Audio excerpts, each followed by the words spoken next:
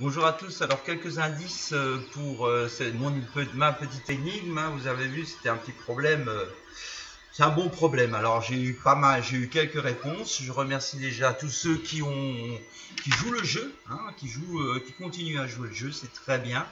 Continuez. Je me doute que c'est un exercice assez difficile. Je ne vais pas vous donner la réponse et la correction aujourd'hui, mais je vais vous donner des indices. Comment procéder? Alors, ce qui est important, ceux qui n'ont pas encore réfléchi au problème, arrêtez la vidéo maintenant et réfléchissez et passez du temps dessus. Il faut passer quelques heures dessus pour essayer de trouver. C'est un problème, voilà. Ce qui est important au départ, c'est donc la question finale, c'est trouver la masse de sable qui a fondu dans ce sac. Donc on tire une balle avec un pistolet, cette balle va rentrer dans un sac, pof, le sac il va monter et d'une certaine hauteur, et je vous demande, c'est complètement idiot, de savoir la quantité de sable qui est à l'intérieur du sac qui a fondu, qui s'est transformé en verre. Donc déjà là, va falloir penser, si du sable fond, pourquoi il fond? C'est parce qu'on lui a donné une énergie sous forme de chaleur. Ah, ok.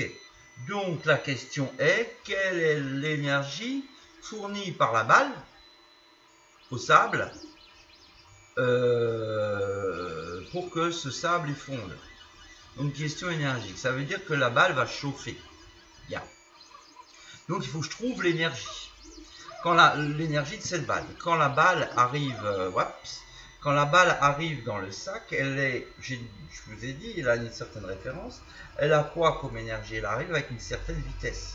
Elle a forcément de l'énergie cinétique. Cette énergie cinétique, c'est l'énergie totale que va apporter la balle dans le sac.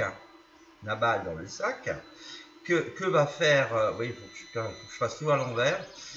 Cette énergie cinétique va être transformée en énergie calorifique due au frottement, etc. Cette énergie sert à deux choses, à d'une part lever le sac et d'autre part à chauffer.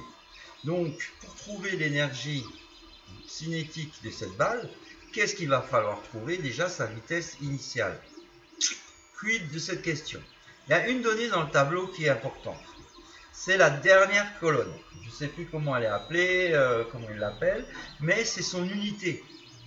Regardez l'unité de la dernière colonne, c'est du kilogramme fois des mètres divisé par des secondes.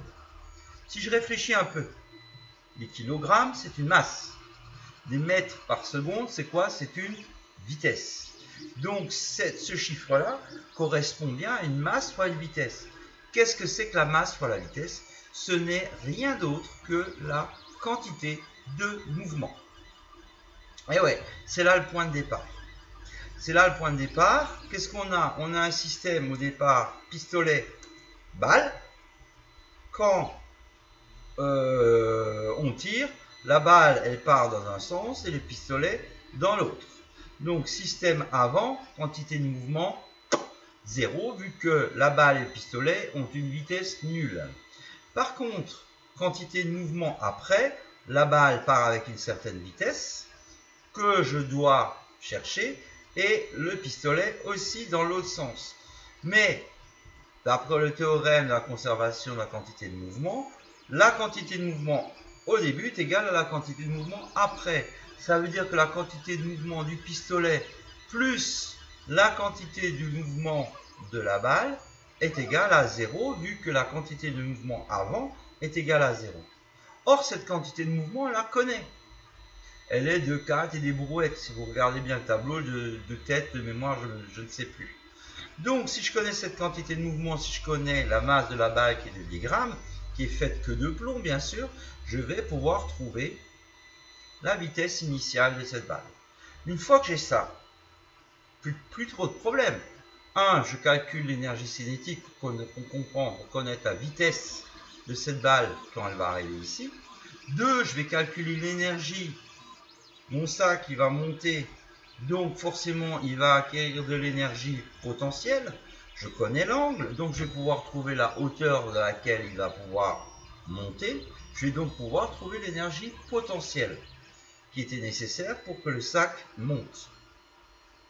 Une fois que j'ai cette énergie potentielle, je connais l'énergie totale qui est donnée grâce à l'énergie cinétique, j'enlève cette énergie potentielle, il me reste une certaine source d'énergie. Que va faire cette énergie? Eh bien, elle va être transformée en chaleur. Cette chaleur, elle va être utilisée, 1, pour faire fondre la balle, d'accord, 10 grammes. Voilà, on part à 23 degrés. On part à 23 degrés, le plomb fond à temps. Calculer l'énergie qu'il faut nécessaire pour faire fondre cette balle, tout simplement. Et il va nous avoir un reliquat d'énergie.